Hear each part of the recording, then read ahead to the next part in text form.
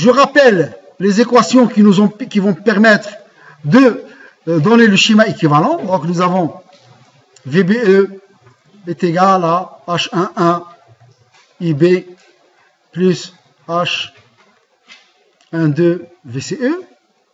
Et IC est égal à H21 IB plus H22 VCE. Voilà.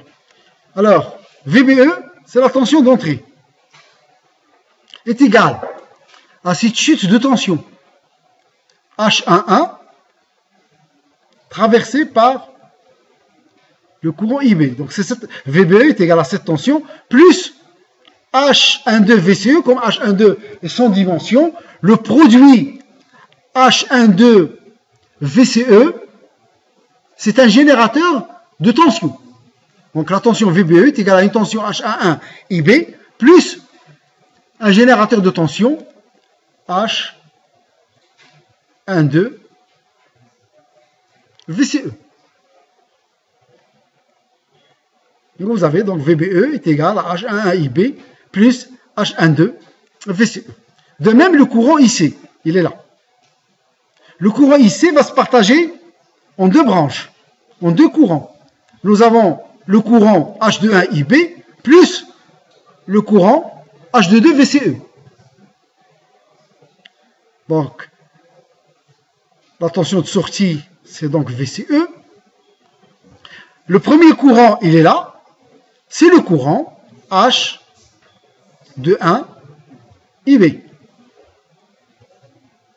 Et ici, la tension, plutôt le courant qui traverse cette admittance, c'est H22 VCE. Et donc, dans les schémas que nous allons utiliser par la suite, on ne va plus utiliser le symbole du transistor, mais on va remplacer ce symbole par le schéma, par ce schéma que nous avons ici. On peut aussi utiliser les paramètres universels. Autrement dit, on remplace les HIJ par leurs paramètres. Donc ici, nous avons VBE, le courant IB. Ici, donc, nous avons la résistance RBE. Et ici, nous avons un mu VCE. Ici, nous avons un bêta IB. Vous avez le courant IC et la tension VCE et 1 sur ρ.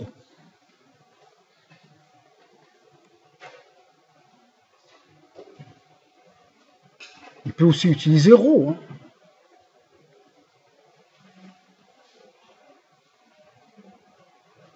Parce que le courant qui traverse ici, c'est IC sur ρ. Pardon? Ρ? Oui? C'est 1 sur ρ.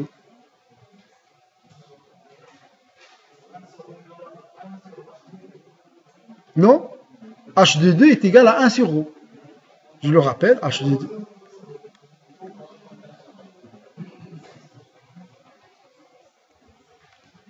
Vous voulez utiliser ρ ici, à la place. Vous avez le droit. Le courant qui circule ici, c'est le même que celui qui circule ici. Donc ce courant qui circule ici, qu'est-ce que j'ai mis ici? Excusez-moi.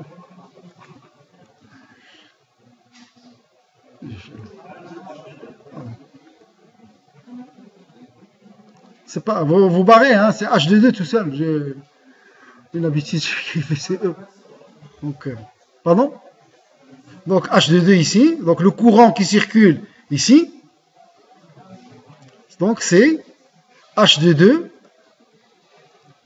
VCE. De la même façon, le courant qui circule ici, c'est VCE sur ρ. H22, c'est des hommes moins 1. ρ, c'est des hommes. Ça va? La résistance est égale à ρ. Vous pouvez aussi, si vous voulez, rien ne vous empêche, alors juste pour que les schémas restent les mêmes. C'est pour ça que j'ai mis 1 sur ρ. Si vous mettez ρ, ça ne dérange personne. Seulement, lorsque vous allez écrire le courant qui traverse cette résistance, il ne faut pas mettre ρ fois VCE. C'est VCE sur ρ. On est d'accord? C'est tout. Vous avez le droit de mettre ρ. Pas de problème. D'ailleurs, parfois, on t'aider, certains professeurs, ils mettent RCE directement. Ils ne vous mettent pas 1 sur ρ.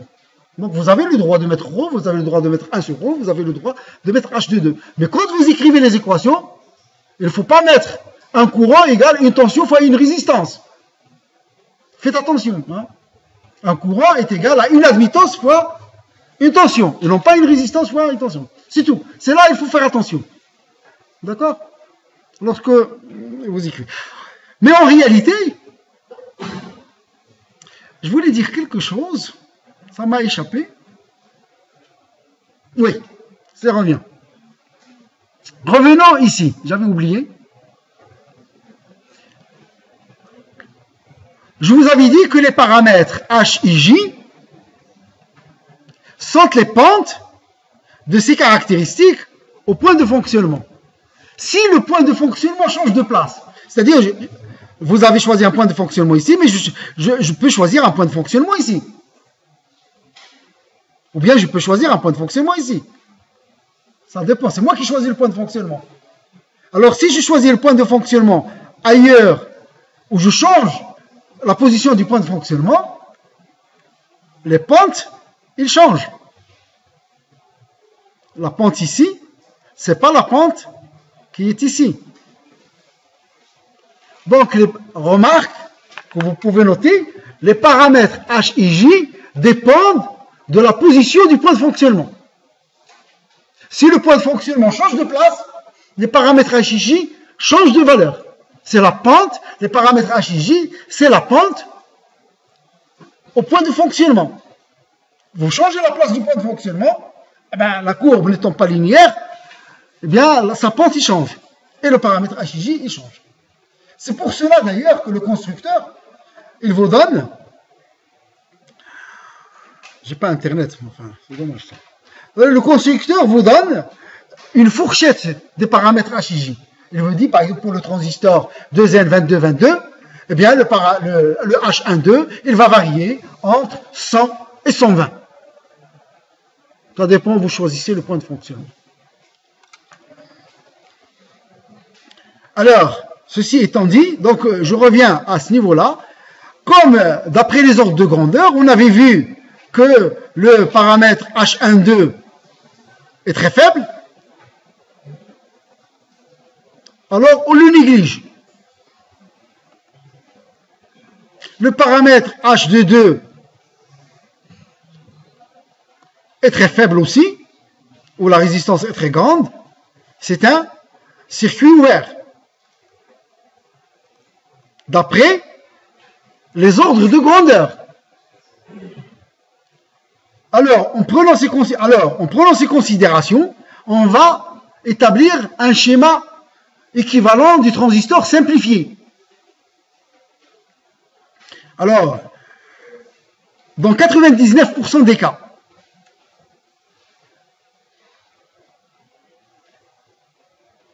on néglige ce terme. Et dans 70% des cas, 60% des cas, on néglige ce terme. Lorsqu'on vous dit que H12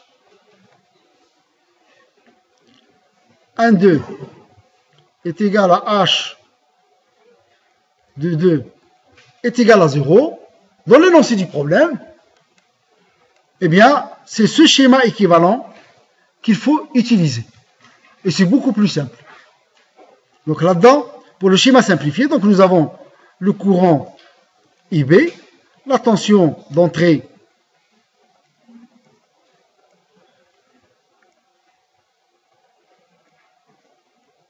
VBE, la résistance RBE ou bien H11. C'est pour cela qu'on l'appelle la résistance RBE, parce que vous avez la base ici et l'émetteur ici. On l'appelle RBE.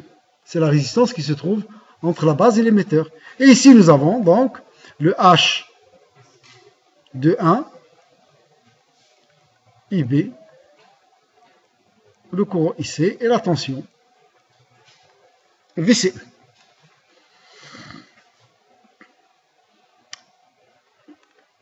Souvent, vous serez amené à utiliser ce schéma. C'est le plus simple. Demande pas, ça simplifie énormément les calculs.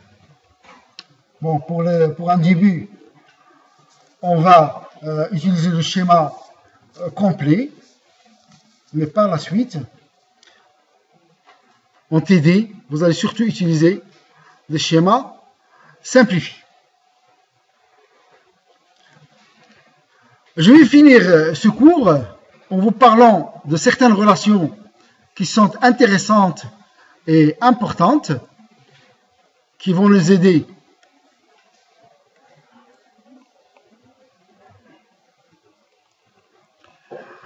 dans les calculs par la suite,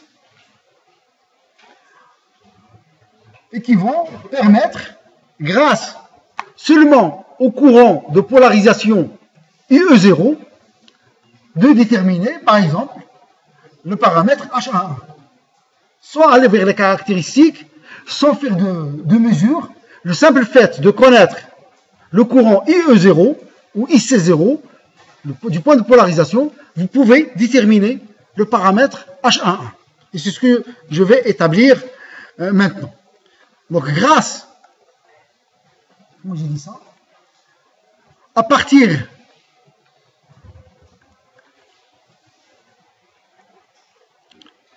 de la caractéristique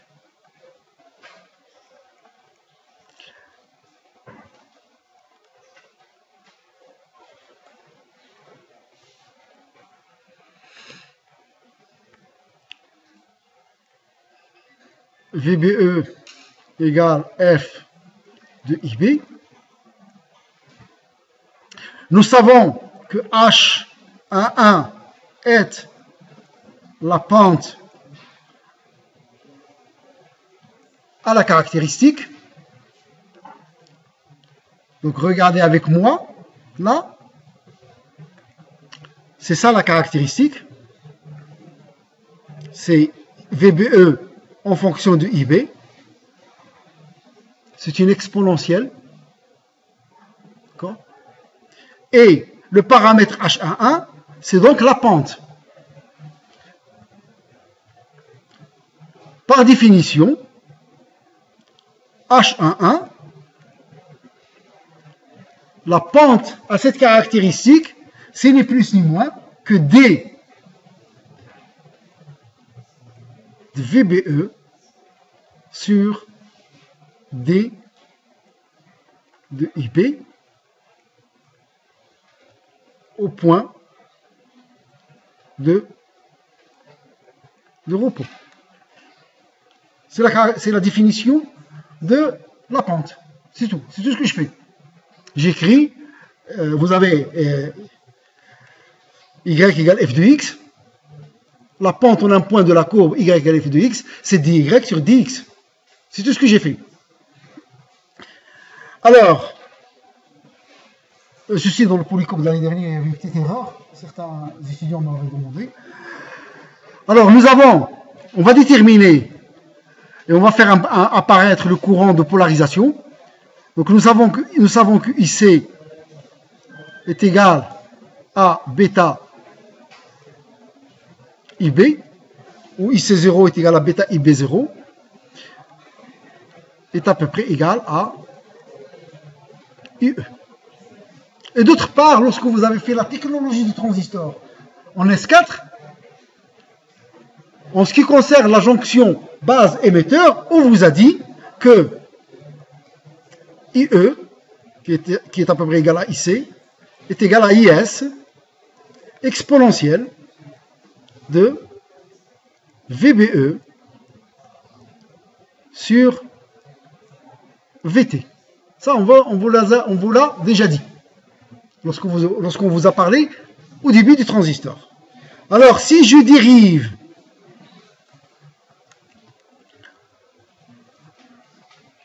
IE ou IC par rapport à D de VBE, bien sûr, au point de repos, ceci est égal à IS sur VT exponentielle de VBE sur VT. Ce terme,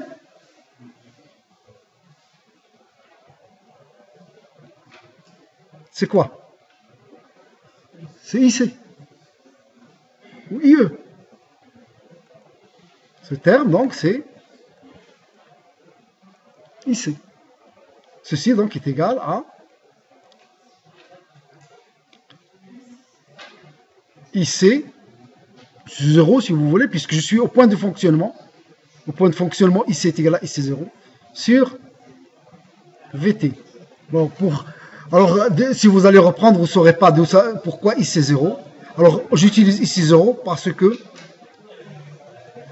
je suis au point de fonctionnement. Pour IC est égal à IC0. C'est là où je dérive ma courbe.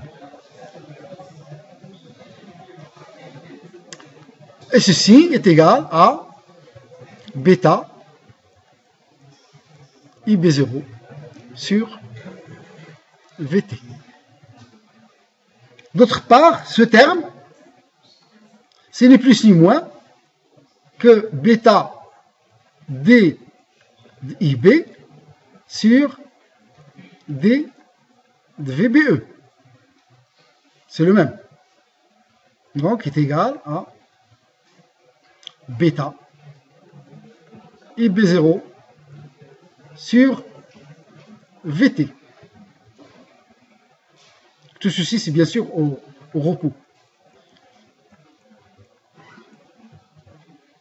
Vous inversez ici, vous avez le H11.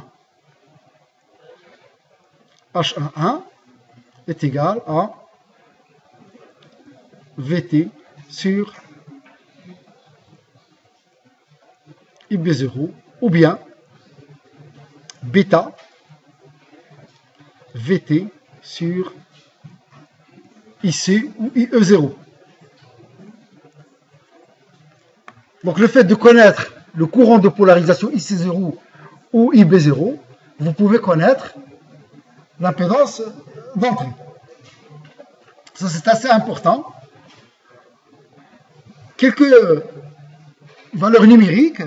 Donc à la température ambiante,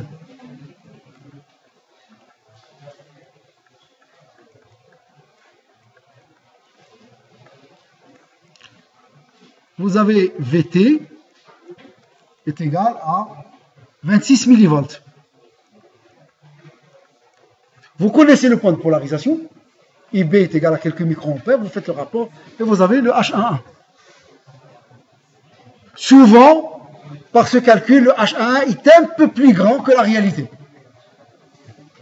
C'est-à-dire, il vaut 1,1 kOhm. Lorsque vous utilisez cette méthode, bon, elle va approcher 1,8 kOhm ou à 2 kOhm. On peut faire la même chose avec le paramètre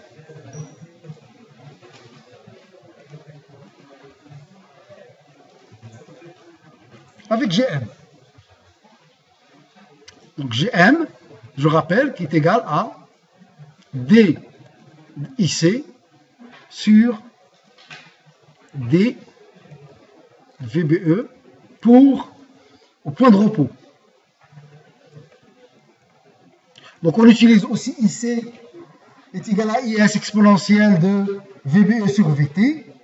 Et finalement, la même chose, la même méthode que je viens de décrire, on peut trouver qu'il est égal à IC 0 sur VT.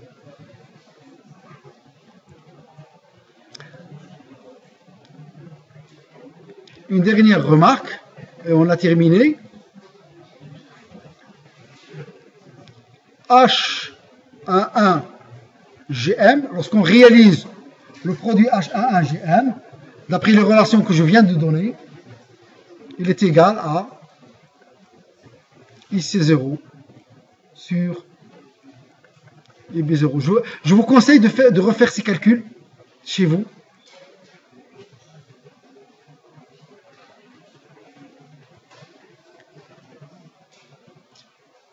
Et IC0 sur IB0, ce n'est plus ni moins que bêta.